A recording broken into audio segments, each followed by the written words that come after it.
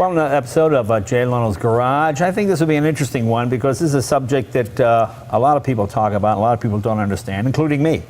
It's about engine cooling. Next to what kind of oil should I run in my old car, engine cooling is another one of those issues that you got the old guys feel one way, you got the new guys feel this way, and it's hard to figure out who's right. This is a product I've been using for about 16 years.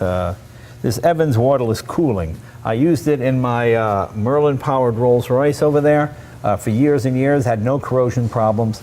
I have not used it in cars like the Duesenberg because a lot of the old car guys say because of the higher temperature, the higher boiling point, it can affect the metal.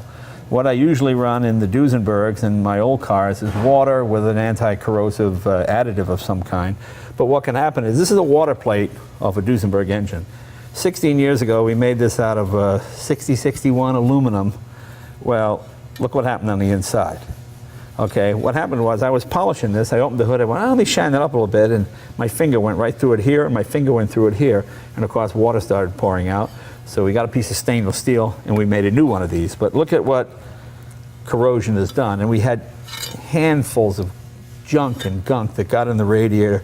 We had to flush the whole system. Now, had I been running this, that would not have happened. But I'm here with Mike Torville. You're the, what is it, product manager? The marketing director. Marketing director for Evans Cooling. Because it's life of the car coolant, I have not, I run it in one of my Bugattis, and I put it in my Bugatti 14 years ago, and I haven't touched it since, and it seems to be okay. That's an all aluminum engine, and obviously there's no corrosion. Explain to us exactly what a waterless coolant is. Well, that's the biggest feature, that it has no water. And Right. most, if not all, other coolants are a blend of an ethylene glycol and water, usually 50-50. So the water has certain characteristics that some are good and some are not so good. So Right. you've taken sort of an acceptable compromise when you have the water. The good part is that water is a better thermal conductor, Right. as we discussed, but it also is corrosive. So the fact that it's waterless too is it has a much lower boiling point, as Right. you mentioned. The boiling point of water is 212 and ours is 375 degrees. And make any difference whether it's, I guess in a non-pressurized system, this would work better because you're less likely to boil over, correct? You're correct. You're Yeah. less likely, in fact, you aren't likely at all to boil over with Right. this. The system's normally pressurized to increase the boiling point. Right. So you want to increase the boiling point. Let's say for every pound of pressure, I think you increase the boiling point by 3 degrees. So you need to elevate that boiling point to create a safe margin between the operating temperature and the boiling point. There's a safe margin by about 150 degrees with this. Okay. So you can't overheat, and you don't have to pressurize the system. So you're operating under a safer pressure. Really, it's a very, very low pressure. So we've all experienced it. If you're driving in high heat and you want to stop and take that radiator cap off, Right. you better be very careful. Right. Because it's going to gush out like a volcano. Right. With this, if you can, at any temperature, you can open it up and it'll just pop like a soda can. Wow. That's Okay. it. So there's not that pressure, so it's much safer. And my other question is, it's life of the car coolant, and as someone who's had vehicles for 30 years, it's life of the car, isn't Yeah. it? Yeah, you buy it once and that's it. Yeah, okay, that's yeah. pretty amazing. And there's never the need, you know, they always tell you flush your cooling system if you live in the Northeast every 2 years or 3 years or maximum 5 years. There's no need to ever flush your cooling system again, is there? You don't need to flush it. In fact, we recommend against flushing it because flushing it normally means you flush it with water and that Right. will make the problem worse. If you have our coolant in your system, there's a couple things. We don't require the additives that are normally required in a water-based coolant. Those additives normally drop out over time. Okay. But ours don't require those additives, and they remain soluble for the life of, you know, for the life of the engine. So let's say I have a car with, let's say I've got a mid-60s Mustang that I've restored myself. Do I need to, before I do this, flush the block, blow air through everything, get it completely dry, or Dry. is a little pocket of water somewhere going to hurt anything? It's not. In fact, we can tolerate up to 3% water. Okay. So you can just do the math and think of how Right. much how many gallons of coolant you have and how much you can have left in the system. 3%, you won't be once you start going above 3%, you might become subjected to the corrosion. Right. And the boiling point will change as well. Now, obviously, this is a lot more expensive than antifreeze. Well, if you look at it when you first buy it, it is more expensive. How It much? doesn't How much contain does water. stuff run per gallon? It's about $39.95 a gallon for the Okay. NPG Plus. We have a couple of different blends and their prices vary. for different applications. But really, in the long run, it becomes the least expensive coolant because you're buying it once. And obviously, it's not going to fix a bad cooling system. I mean, if you're going to put something like this in your car, flush the block out, make sure you have, if for some reason, radiator seems to be the last thing people think about. There's something wrong with my car. They'll go to timing, they'll spend fortunes on carburetors, and they'll just flush their radiator. For some reason, people don't like to replace their radiators. Radiators are about $150 to $300 or $400 for the most unbelievable aluminum custom-made radiator you could get. I mean, it's in relation to other things on an automobile, it's not that expensive, and it obviously is one of the most important things. Let me ask you a question. Why don't more manufacturers make this standard equipment so you can say to people, this is life of the car coolant, you never have to change it? Why is that? We would like them to. Yeah. And we're working on it. Is it because it adds about $400 to the price? It depends. It wouldn't add $400 if your cooling system had 3 gallons and this is 39. It's well, I'm thinking my old cars with 12-gallon cooling But it wouldn't systems. matter that much with that. Yeah, I know. Or that Merlin's going to take about 15 gallons. It's going to be a little crazy. Yeah. In the trucks, we do that in the trucks, and obviously their cooling systems are about 14, 15 gallons. So right. certainly that's so a lot difference. of truckers are using this, correct? A lot of truckers are using it because the diesel engines operate at a higher temperature.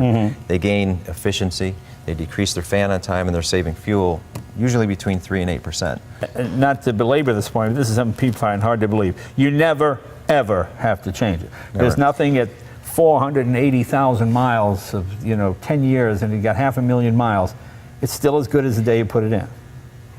We say it'll last the life of the engine, but it'll probably outlast your engine. Really? Yeah. Okay. If somebody has an engine failure, they'll probably save the coolant and use it. Is there any way to test it to see if your coolant has deteriorated? The coolant, to test the integrity of the coolant, we're working on a dipping, Litmus test kind of a thing. But really, the most important thing is to test for water. Yeah. And we use either a refractometer to test for a the water. refractometer. I know what that. I never heard of that. Jim Hall has just handed me our refractometer. I didn't even know we had one here at the shop. So there you go. Explain how that works. It's pretty easy. You take a drop of any liquid. In our case, you put a drop of the coolant on there, and you close it. It's like a little magnifying glass. You hold it up to the light, and you can see a gauge that tells you it's on a Brix scale, and the Brix scale will tell you how to translate that Brix scale into water content. Look up in the Oh, look at that. Yeah. You are the father. There you go. Most motorcycles now, or I'd say probably 80–90%, are water cooled. Works on motorcycles as well? Yes, it works great on motorcycles. In fact, most of the factory-sponsored motocross teams use our coolant. Oh, okay. Yeah. Okay, well that's pretty cool. Obviously, you're not going to need more than probably a gallon or two. About a gallon or two. About a gallon, so that's not going to break the bank. $40 to save your engine, life of the motorcycle. That's pretty good, because most of the motorcycles are aluminum, and when you look at that water pump after a few years, especially if you're back east, and you put the bike in the garage at the end of September and you take it out at the beginning of May, you're going to see a lot of corrosion in and around that water pump area, which you won't get with this. You're right, and with the high pressure, the high temperatures, you're spitting out a lot of coolant. Right, That doesn't happen with this. Right. Yeah, that's true. You probably don't need your overflow bottle, do you? Right. Yeah. See? Get rid of that overflow bottle. Now, what is your website? It's www.evanscooling.com, and there's a lot of information on that website.